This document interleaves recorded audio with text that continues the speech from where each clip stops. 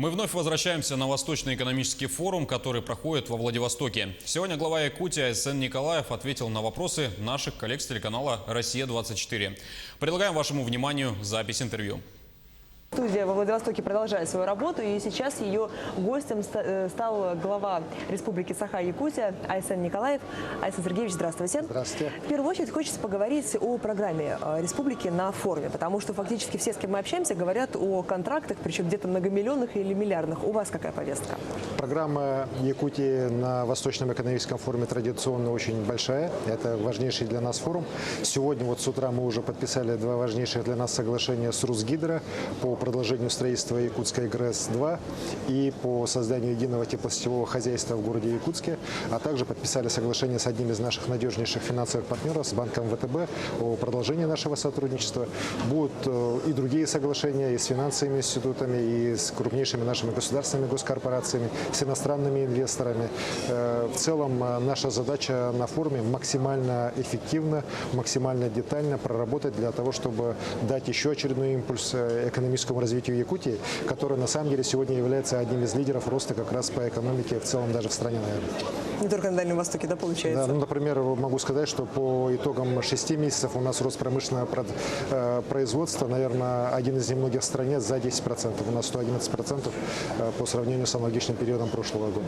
Ну, среди таких драйверов, безусловно, развития Дальнего Востока, в том числе, я думаю, Якутии, является Госсовет, который как раз будет проходить тоже на полях форума, где будет обсуждаться национальная программа развития Дальнего Востока.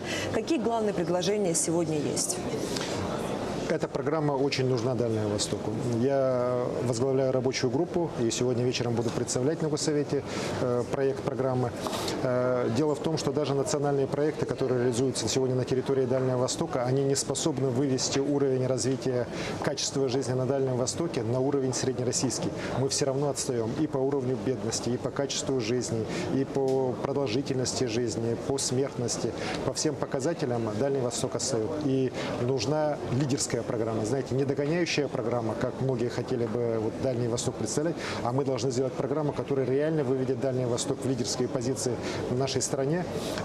По условиям ведения бизнеса, на самом деле, сегодня Дальний Восток – это лучшая территория нашей страны.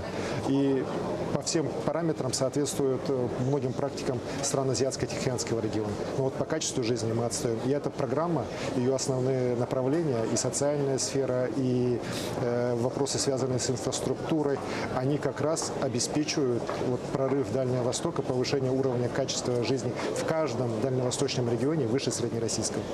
Но кроме того, сейчас Дальний Восток – это не только традиционный регион, но и Арктика с недавних пор. Вот что Якутия может конкретно предложить в вопросе развития Арктики?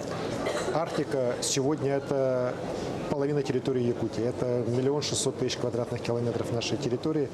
Конечно же, без развития Арктики невозможно развитие нашей республики. Мы всегда достаточно планомерно занимались вопросами арктическими. В этом году мы начали уже реализовывать ряд своих новелл, которые сегодня на самом деле заинтересовали в том числе и коллег в федеральном правительстве. Например, мы обнулили налоги, которые мы можем обнулить: налог на землю, транспортный налог для жителей арктических районов. Я считаю, что люди там живут на самом деле в суровейших условиях, и в природно-климатических они оторваны практически транспортно от территории страны.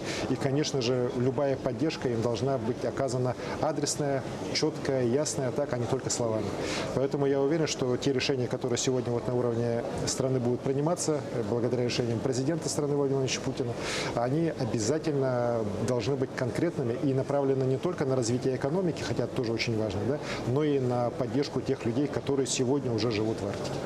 Каждый Восточный экономический форум – это, безусловно, платформа для общения с коллегами, инвесторами из стран Азиатско-Тихоокеанского региона.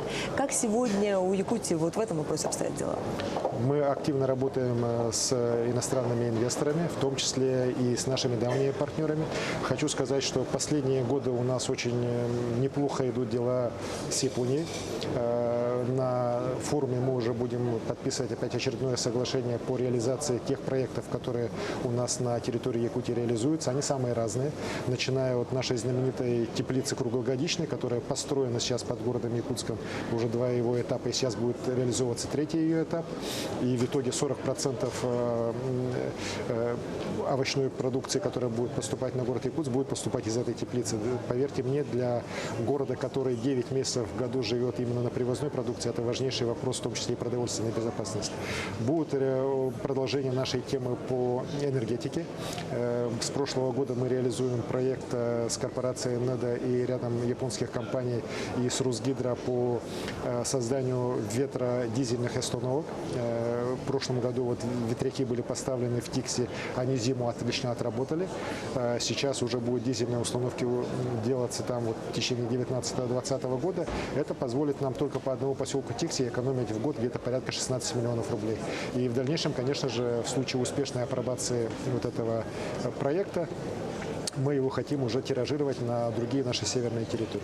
Вот поэтому таких проектов много. Вот это я только про японцев сказал. Мы сейчас активно начинаем взаимодействие с индийским бизнесом. У нас компания KGK, она открыла один из крупнейших заводов на Дальнем Востоке и в стране по огранке алмазов. Есть у них проекты по продолжению сотрудничества и в других направлениях.